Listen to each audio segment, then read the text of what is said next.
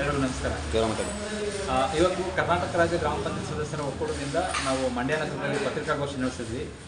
So ವಿಷಯ ಏನು ಅಂತ ಹೇಳಿದ್ರೆ, ಕರ್ನಾಟಕ ರಾಜ್ಯ ಸರ್ಕಾರವು ನಿಗದಿತ ಸಮಯದಲ್ಲಿ ಚುನಾವಣೆ ನಡೆಸಬೇಕು, ಗ್ರಾಮ ಪಂಚಾಯತ್ ಚುನಾವಣೆ ನಡೆಸಬೇಕು, ಸ್ಥಳೀಯ ಸರ್ಕಾರವನ್ನು ಉಳಿಸಬೇಕು ಅಂತ ಹೇಳಿ ನಾವು ಒಕ್ಕೂಟದ ವತಿಯಿಂದ ಸರ್ಕಾರವನ್ನು ಮನವಿ ಮಾಡಿದ್ದೀವಿ.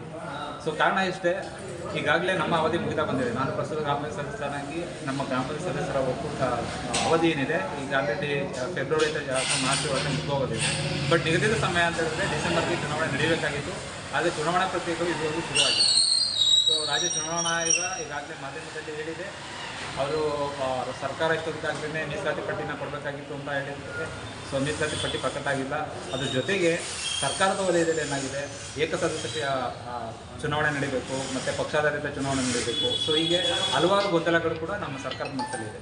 ಈ ಎಲ್ಲ ಕಾರಣಗಳನ್ನು ಮುಂದಿಟ್ಟು ಒಂದು ವರದಿ ತರಿಸ್ಕೊಂಡು ವರದಿ ಆದ ನಂತರ ಚುನಾವಣೆ ನಡೆಸೋದು ಅಂತ ಮಾಹಿತಿ ನಮಗೆ ತಿಳಿದ ನಂತರ ಈ ಗ್ರಾಮ ಪಂಚಾಯತಿ ಚುನಾವಣೆಯೂ ಕೂಡ ಎಲ್ಲೋ ಜಿಲ್ಲಾ ಪಂಚಾಯತಿಯಿಂದ ತಾಲೂಕು ಪಂಚಾಯತ್ ಚುನಾವಣೆ ಅಂತಾರೆ ಮುಂದೂಡುವ ಅಂತ ತಯಾರಿ ಆಗ್ತಿದೆಯಾ ಅಥವಾ ಮುಂದೂಡ್ಬೋದಾ, ಅದರಲ್ಲಿ ಸಮಸ್ಯೆಗಳಾಗ್ಬೋದಾ ಅನ್ನೋ ಒಂದು ಆತಂಕ ನಮ್ಮ ಪಂಚಾಯತ್ ಸದಸ್ಯರು ಶುರುವಾಗಿದೆ. ಸೊ ಹಾಗಾಗಿ ಈ ಮಾಧ್ಯಮದ ಮುಖಾಂತರ ನಾವು ಏನು ಕೇಳ್ಕೊತಾ ಇದ್ದೀವಿ ಸರ್ಕಾರನ ಅಂತ ಹೇಳಿದ್ರೆ, ಸೊ ಈ ಗ್ರಾಮ ಪಂಚಾಯತಿ ಸದಸ್ಯರ ಚುನಾವಣೆ ಏನಿದೆ ಅದನ್ನು ಬೇರೆ ಯಾವುದೇ ಕಾರಣಗಳನ್ನು ಇಟ್ಕೊಂಡು ಮುಂದೂಡೋದೇನೆ. ಸೊ ಏನಾದರೂ ಡಿಲಿಮಿಟೇಷನ್ ಅಂತ ಇದ್ದರೆ ಅದು 50 ಗ್ರಾಮ ಪಂಚಾಯತಿ ಆಗುತ್ತೆ, 100 ಗ್ರಾಮ ಪಂಚಾಯತಿ, ಅಷ್ಟು ಗ್ರಾಮ ಪಂಚಾಯತಿ ಹೊರಗಡೆ ಇಟ್ಟು ಮಿಕ್ಕದಂಥ ಪಂಚಾಯತಿಗಳನ್ನು ಚುನಾವಣೆ ನಡೆಸಬೇಕು ಅಂತ ನಾವು ಈ ಮೂಲಕ ಕೇಳ್ತೀವಿ.